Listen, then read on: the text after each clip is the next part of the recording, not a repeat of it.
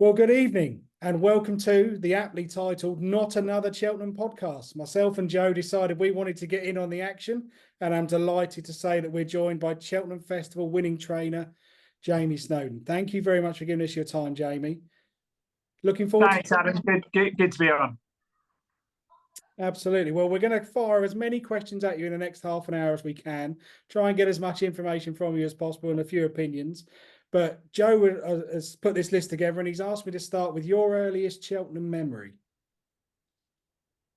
Well, earliest Cheltenham memory, I suppose it probably goes back to Desert Orchid winning the Gold Cup, to be honest with you. That famous sort of slog up the hill when he got up and called by Peter O'Sullivan, wasn't it? It was What year was that? 87 was it? 89 was it? 89, I think. Yeah.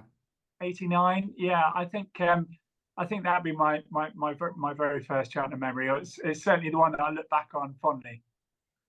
Okay, and what about for you, Joe? What's your earliest one?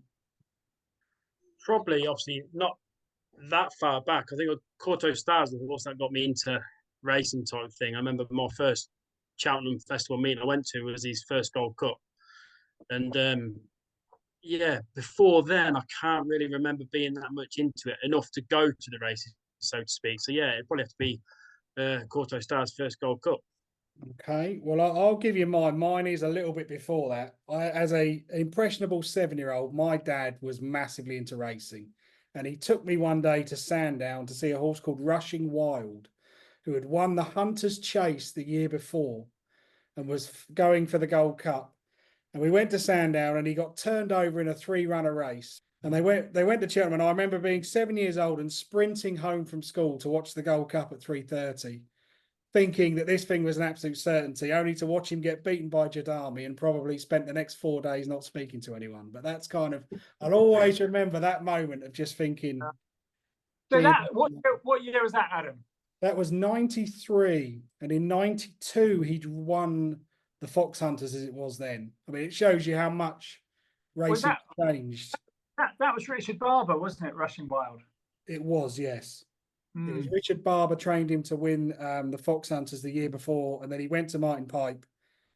I mean, it's remarkable when you think about it, how much the Foxhunters has changed in that time, that a horse can go from winning the Foxhunters to being, one of the more likely winners of the Gold Cup a year later. But Earth Mover, he won it, didn't he?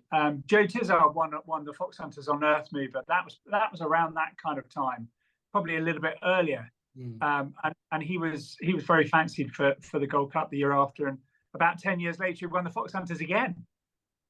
It's strange how we were talking today about how the Foxhunters has changed so much in terms of now it's almost gone back to its roots. It's kind of it is a real point-to-point race with specialists in it, but in the past it was sort of almost like a stepping stone.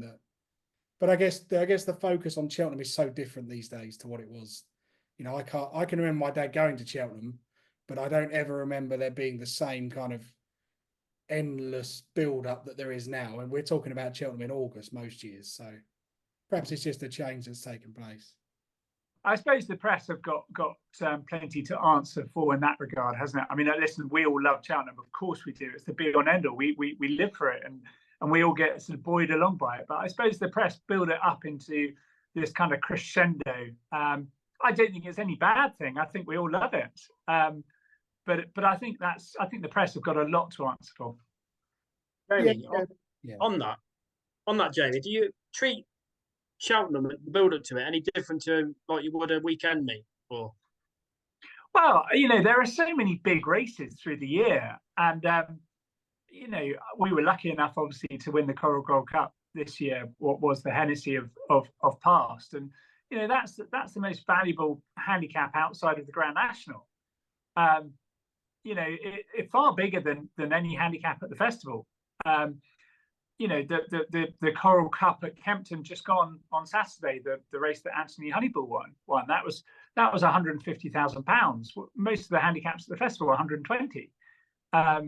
So there are some big races outside of the festival. But listen, owners come into it with the dream of going to Cheltenham. And I suppose, as I mentioned earlier, the press kind of build it up, and people read the press and listen to the press and listen to all these, podcasts and previews, and that's what owners get into the game for. Yeah, I can second that. I had an email this morning from a potential client who said, I see the first 3-year-old hurdle of the season is at Compiègne next Monday. Anything in there that strikes you as a Triumph Hurdle prospect? And you think, well, I'm good. I'm not that good. I can't. We got to see him run first before I commit.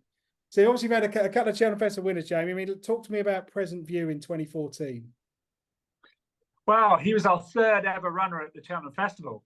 Obviously, we were, fairly early into our sort of training sort of career, as it were.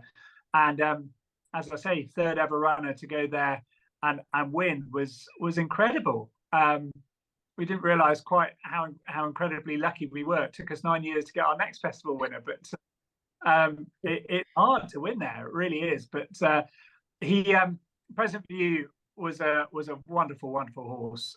Loved his jumping. He won the novice handicap chase on the first day, the last race on the first day.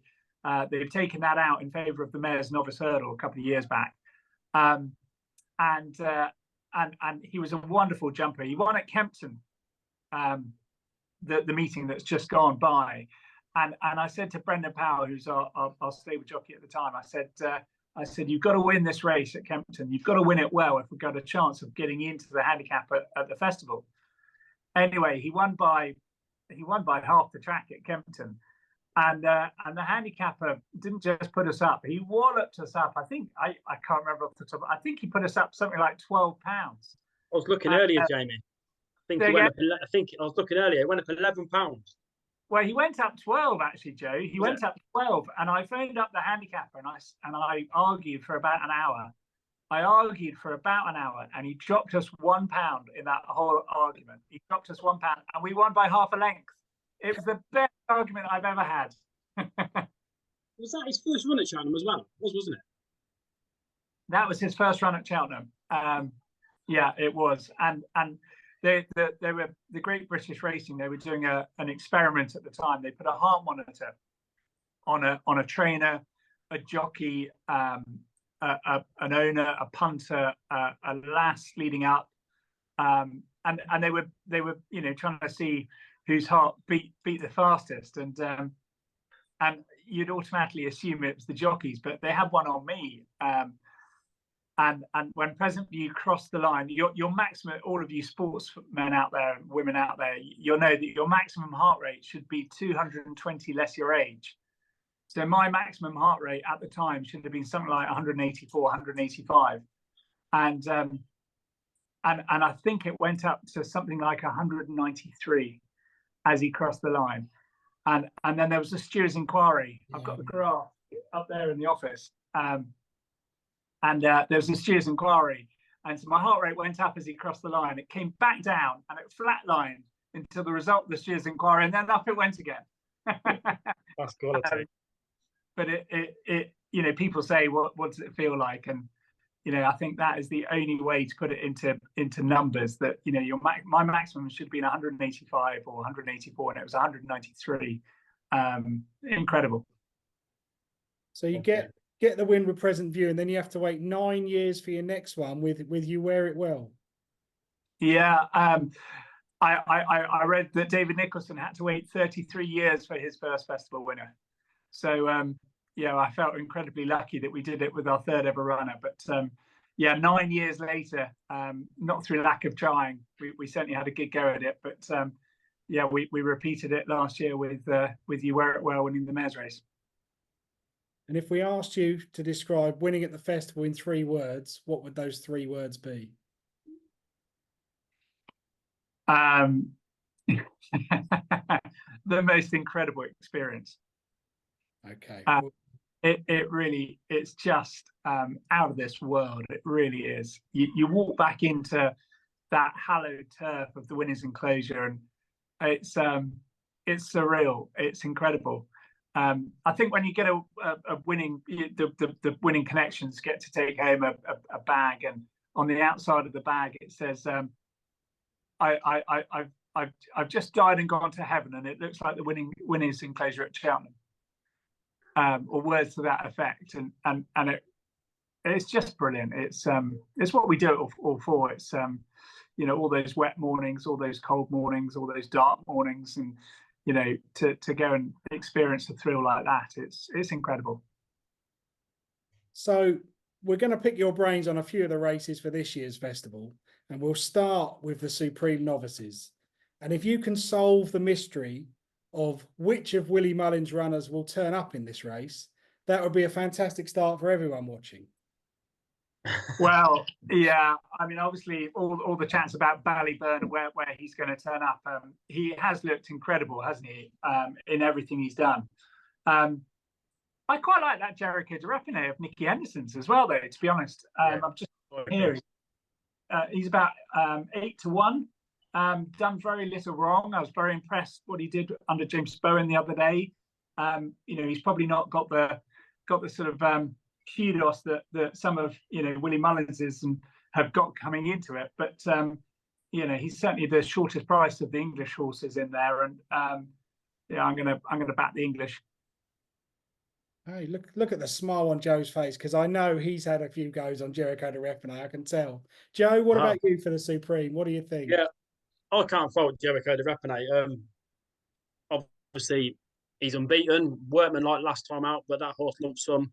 Obviously, he won at the weekend, so the form's franked. I just think people reckon he's not that quick. I just think of a faster pace, you're going to see a much better horse, and I think he's just been toying with his opponents, so to speak. He's one of them horses, he won't give more than he has to, if that makes sense. I just think the Cheltenham Festival pace will suit him down to the ground. He's in the right hands, isn't he? We all know Nicky Henderson, Nico de Boinville, they've got history in the Supreme. And I just don't know why people are crabbing him, to be fair. Because I think Paul Keeley said the other day his rating isn't good enough to win a county or something like that. But his rating's irrelevant. We haven't seen the best of him, and I'm sure in the Supreme we will. So, yeah, Jericho de Repine is all the rage for me. Okay, well, 2 votes for Jericho de Repine. I'm going to freely admit I am absolutely clueless on the Supreme, and I'll wait for the day. If Ballyburn turns up, I don't see him getting beaten, but I don't know Willie Mullins' mind, so I can't really express an opinion on that. So we'll move on to the Arkle, and you've got an entry here, Jamie, with Colonel Harry. Is this where he's likely to go? We've got an entry here. I think it's highly unlikely we'll turn up here. I think we'll think about the Turners, if anywhere. He's a horse that loves soft ground. He wasn't being very far in the Henry VIII over 2 miles, the Grade 1 at Sandown. Back in December last year, but he made a bad mistake at first and got onto the back foot, and he was doing all of his best work later on, and he came out and then won the Grade 2 Towton, which is now over 2.5 up at Wetherby on soft ground. Ran in the Scilly Isles. He was third in the Scilly Isles over 2.5, but that was, believe it or not, they were watering at Sandown, the back straight in January. You wouldn't think it with all the rain we've had recently, but that was just a little bit on the quicker side for him. He does want softer ground. So I think, yeah, if we turn up at Cheltenham, it will be in the Turners, but we can talk about that later on if you want. But certainly as far as the Arkle is concerned, I think it's a really good race. I Marie National looked very good at Cheltenham last year, looked very good on his comeback run over fences at the start of this year. I know he got beaten last time out. But every horse is allowed one mediocre run. That was on slightly softer ground. He does go better on better ground. He's probably going to be suited by Cheltenham. If it wasn't for that run, he'd be an awful lot shorter than he is at the moment. What is he there? 5-2, 9-4, something like that. And I think you can find holes in a few of the other horses in the race. I think he's fairly solid. So Marie National for me in the Arkle. Okay, Joe, any thoughts on the Arkle? Just quickly on the ground. Has anyone heard any inkling about what the ground is forecast to be like at the festival? I was at the handicap launch yesterday up in the Hollow Bottom at Cheltenham, and they were saying that if they started it now, it'd be soft. they can only really properly forecast 7 to 10 days in advance. They don't really know what's going to happen the week of Cheltenham, but there's showers around between now and then. They reckon it'll probably start on what it is now, which is soft. Yeah. I mean, Marine Nationale obviously bombed last time out, and he won the beginner's chase, and I was all for him at the start of the season for the Arle. But that last run is a bit worrying. He said he better on better ground, but I'm pretty sure the Supreme was on soft ground, was it, Adam, last year? Soft enough, yeah. Yeah. I don't know. He's just a bit. He's a bit of a man horse at the minute, isn't he? I can't get my head around him. I think I might swerve him for a bit of value elsewhere. I mean, you can tell us more about Calixios, Adam. I know you're a big fan of him, but Hunter's Yarn I quite like. I think he's a bit of flying under the radar a bit. He's he fell on Chase debut when he clearly had the race won. He fell at the last. But last time out, it's his jumping. He didn't touch a twig, and I think that will stand him in good stead in an Arle. So I think he's currently around 8-1. Top connections. I love the owners, Simon Renee and Isaac Swade. I'd love to see them in the Arle. So Hunter's Yarn for a bit of value for me, taking on Marine Nationale. Hey, Hunter's Yarn for Joe. Well, I'm coming back to my old mate Calixios. The more I watch him jump over 2 miles, I think he is overlooked because Mr. Policeman bombed out at Naas, and I am firmly of the opinion that Mr. Policeman should have been campaigned for the county hurdle. But, Willie probably knows more than I do, but they went chasing. But I think because Mr. Policeman bombed out, everyone missed how good Calixios was. And one angle that I really like with Calixios, it's never ideal for a horse to miss a year with injury. But actually, for a Triumph Hurdle winner, it's probably done him a few favours because it's given him a bit of time off, bit of time to strengthen up, take stock. A lot of people forget that he won his 3-year-old hurdle before he was even a 3-year-old officially.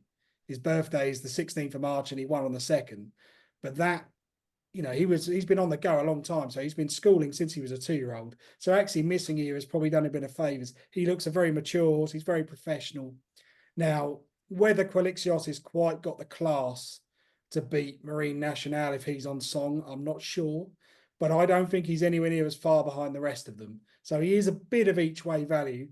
And I think Henry de Bromhead, you can sort of tell he'd be a terrible poker player because he always says, I'm delighted, absolutely. But you can see there's a little glint in his eye when he talks about 1 or 2 of them. And I saw that with Calixios the other day, which was enough to persuade me. So the next question was actually sent earlier this week. And as you can probably tell, things have changed quite a bit. But Joe put this together and he said to Jamie, can anyone stop Constitution Hill? Well, yes, apparently. Jamie, how do you see what the champion hurdle and where it could go now?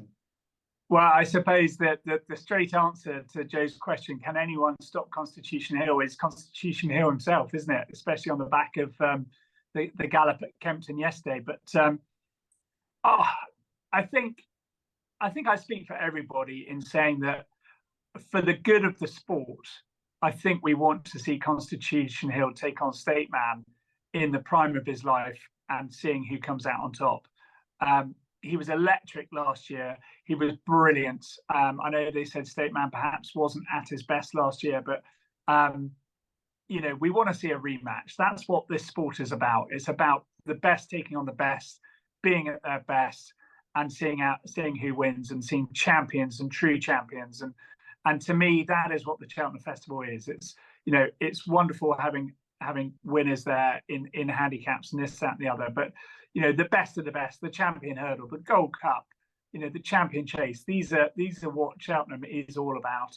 And we want to see Constitution Hill take on State Man at the, in the best form you possibly can be. So I think I speak for everybody in racing, apart from perhaps Willie Mullins, that I really hope that Constitution Hill comes back in top form. But if anyone can bring it back, Nicky can.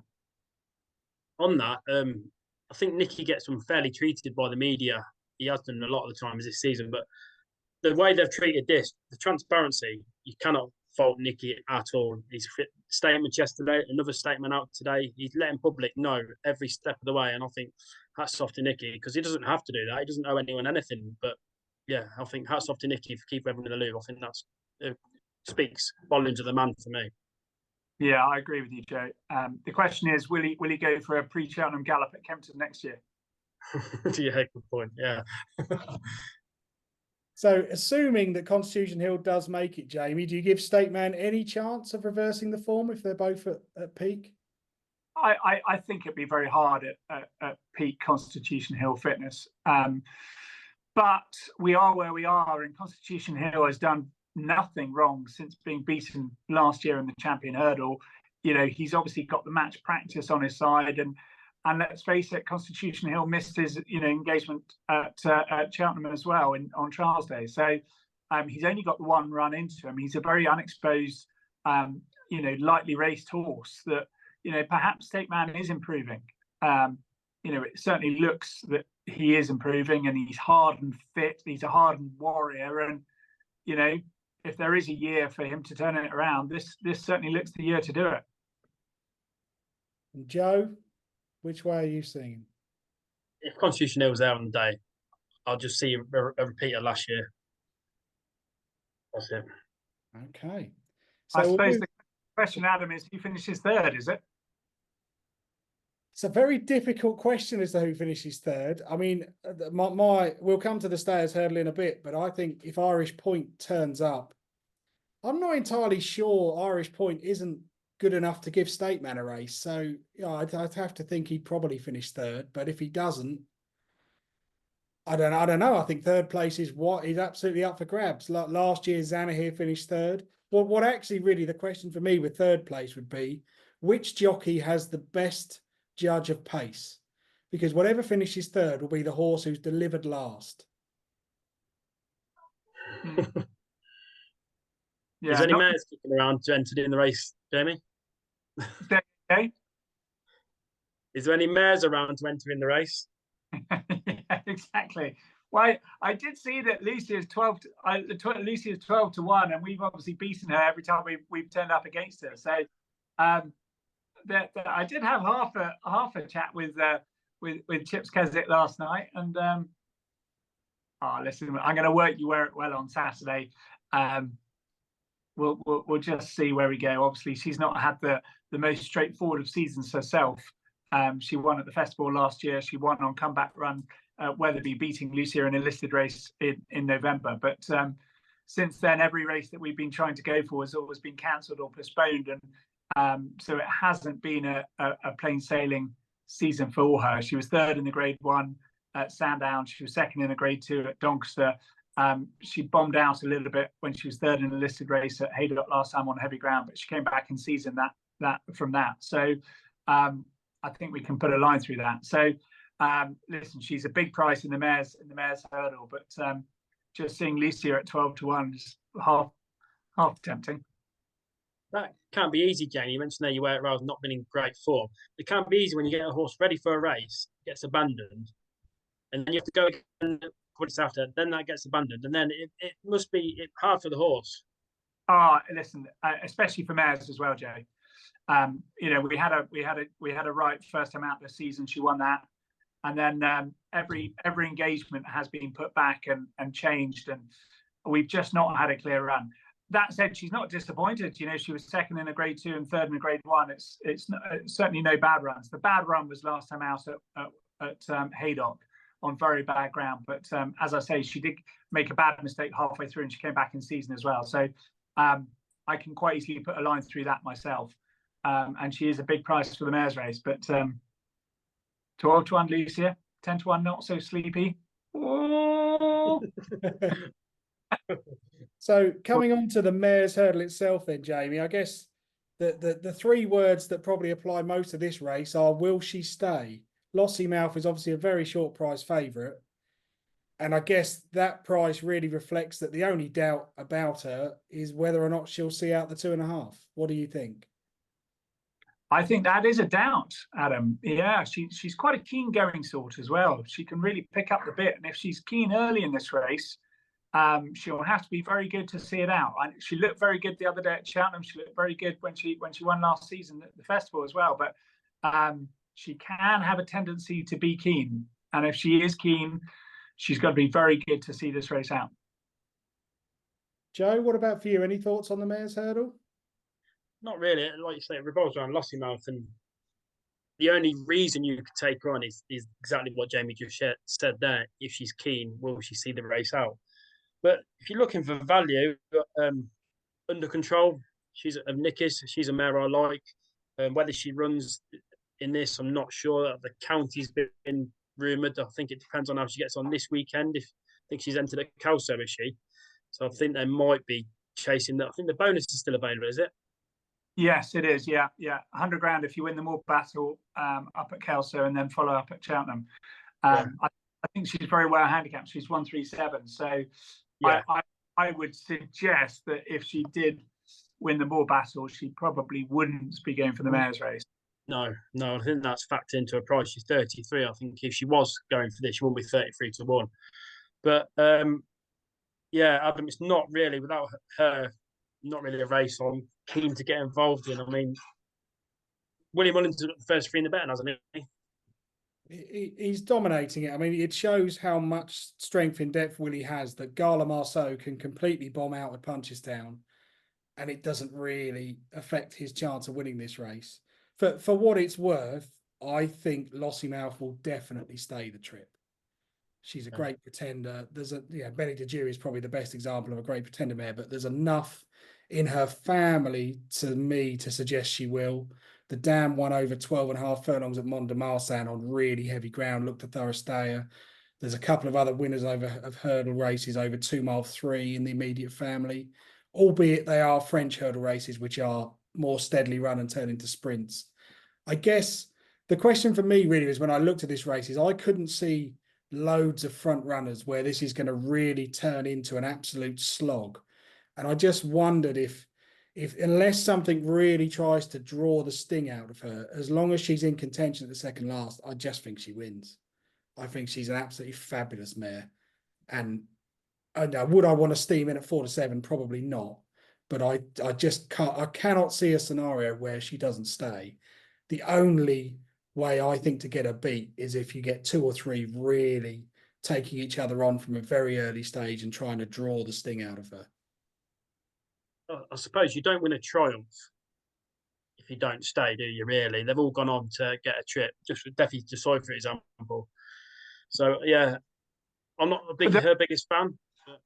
It is very. I mean, Willie's obviously campaigned her brilliantly, but it is very hard for these the horses coming out their juvenile career in the following season. He's obviously only just run her the once, but it is hard for them.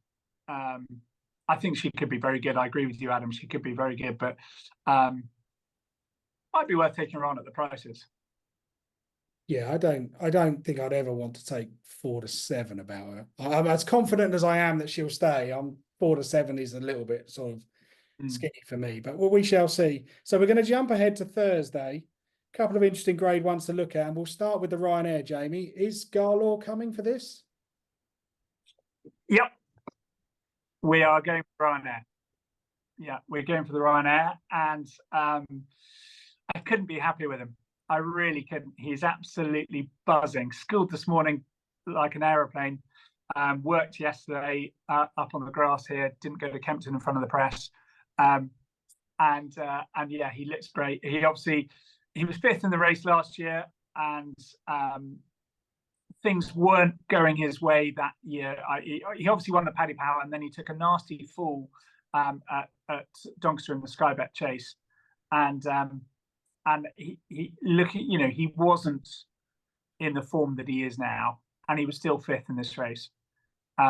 So in the form that he is now, he came out, he won at Cheltenham, obviously on Trials Day. The entries go in for the Ryanair before Trials Day, and we were just on a little bit of a comeback mission. He disappointed at Wetherby. He ran okay in the Hennessy. He jumped very well, and he ran well for a long way until he didn't stay. So we were still on a bit of a comeback mission. So we didn't have any fancy entries, but he won very, very nicely on Trials Day. And yeah, he's in great form. So we're gonna supplement him and come for this. It's a wide open Ryanair, really. And now that Allaho has sort of gone by the wayside, and Shishkin's gone up in trip, you must feel he's probably if he's not favourite, he should be. His form would suggest he's pretty close to being that. Well, you're very kind to say. I mean, listen, he's got to improve with the likes of Banbridge and Envoy Land, Stage Star. You know, he's got to improve to be challenging them. But to win any handicap at the festival, you've probably got to have £7 or £8 in hand. And if he's got £7 or £8 in hand, then he should be bang there at the end of in this race. And as I say, he was 5th in it last year. So he's got to improve. He's got to step forward again. But I think he can. Joe, anything to add for the Ryanair? Yeah, I mean, hats off to Jamie for rolling the dice. Because Garlaw, thing that set him apart when he's on form, Jamie, is he's jumping.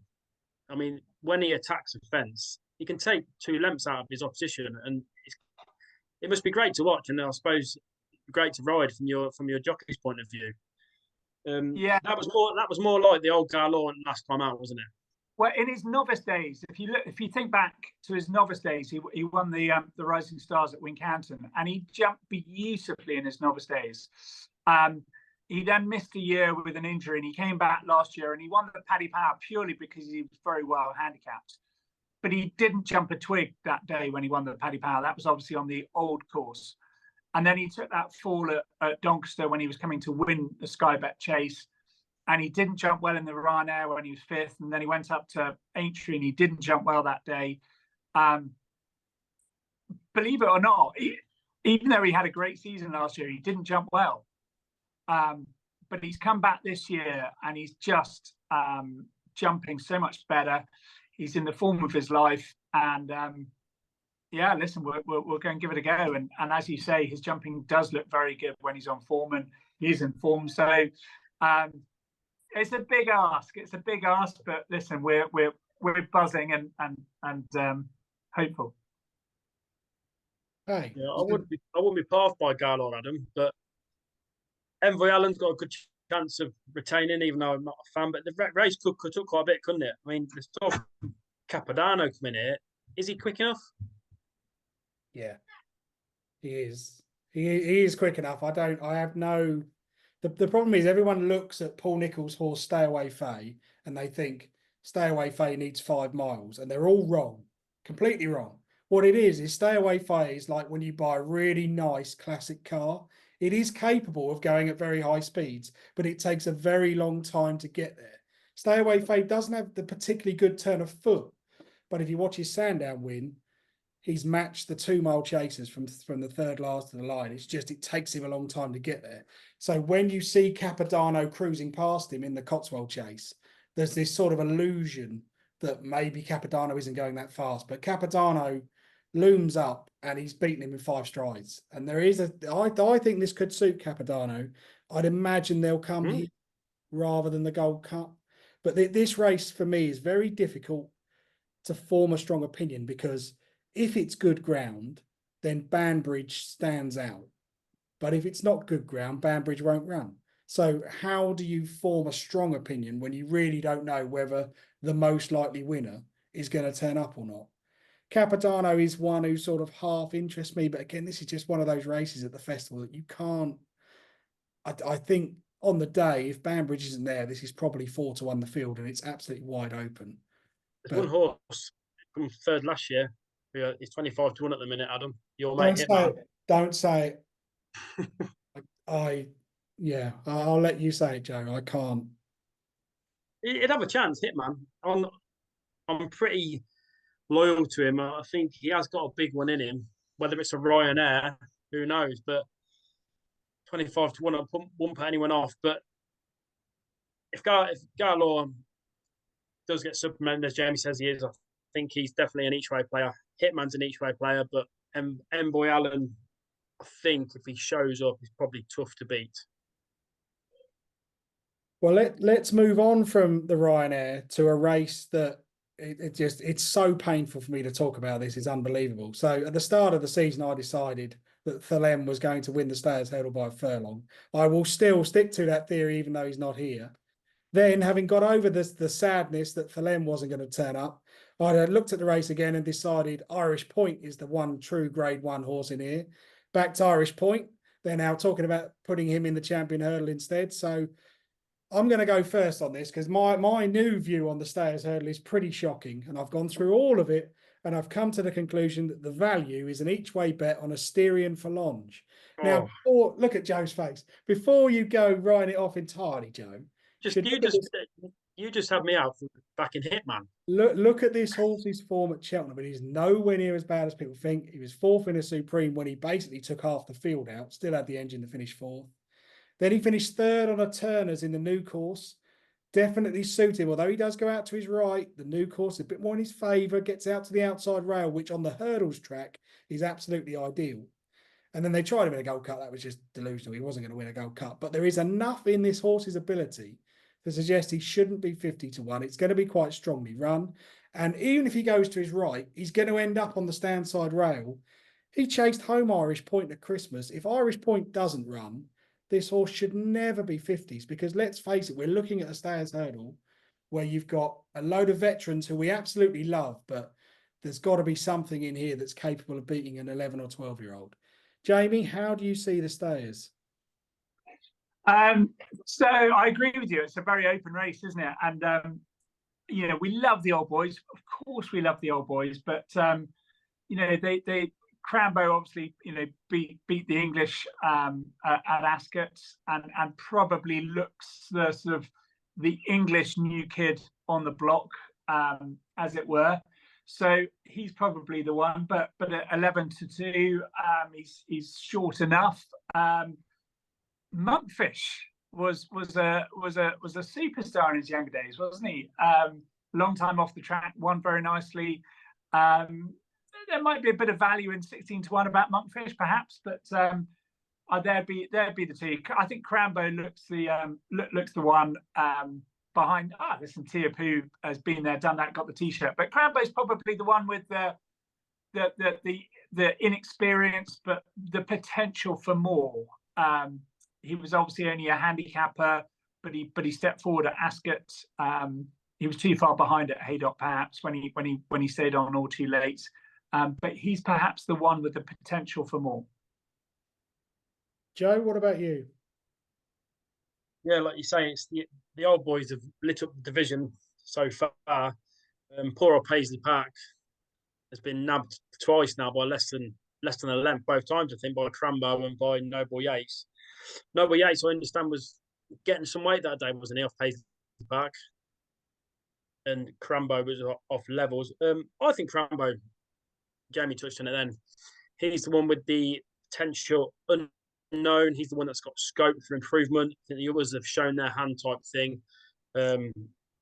Anything below maybe Paisley Park, I think you can take out of the equation. So yeah, probably be Crambo for me. I don't know, is Janadil going to run in this, Adam?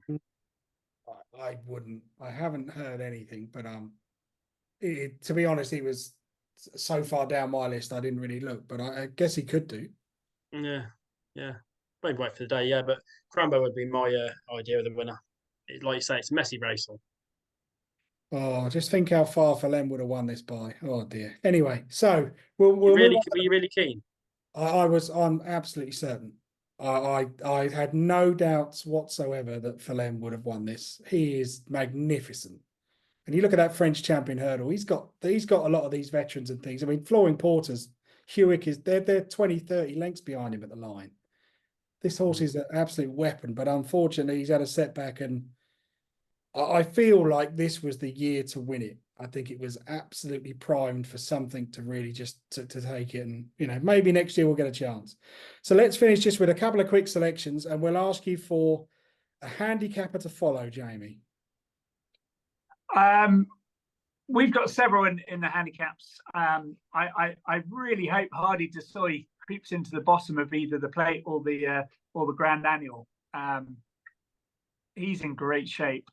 We went novice chasing with him as a 4-year-old, and he was a good novice chaser, but he was probably still a bit young and inexperienced. We went back over hurdles last year, and he won a nice race at Sandown. But we were very much looking forward to going chasing this year. He had a bit of a setback in the autumn, but we got him back, and he ran a lovely comeback run at Sandown when he was third a couple of weeks ago. So I think there's a fair bit of juice left in his handicap mark. So I really hope he scrapes in at the bottom of either the Grand Annual or the Plate. But he'd be my one. Another one that we might run is Gitmaker. He might run in the Kim Muir. He's won 6 of his 10 career starts.